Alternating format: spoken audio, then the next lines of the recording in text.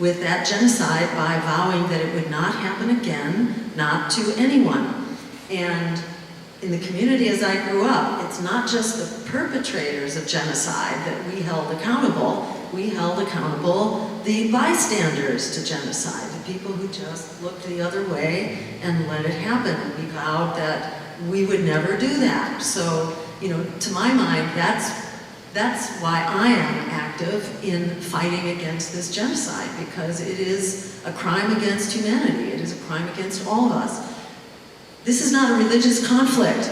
Jews, Christians, and Muslims lived in peace for millennia in Palestine, in Jerusalem. It was only with the arrival of the Zionists that conflict erupted. And that conflict was not just the Zionists against the Palestinians, it was also the Zionists against the Jews, and the Zionists against the Christians as well. So there's a lot of just basic education that needs to take place right now.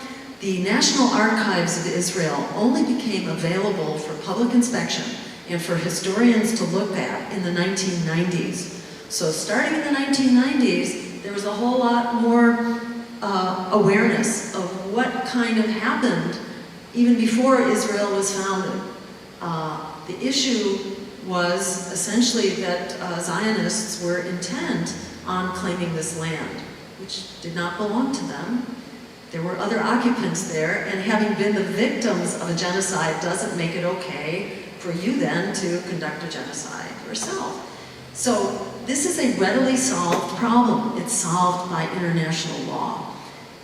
And the International Court of Justice has had several rulings on this, as has the United Nations over and over again. The genocide needs to end. The occupation needs to end. Israel needs to withdraw from Gaza and from the West Bank, which they're also in the process of trying to appropriate now. And the apartheid government of Israel also needs to end, and the ethnic cleansing. This did not begin on October 7th. This has been the story since before actually the founding of the state of Israel.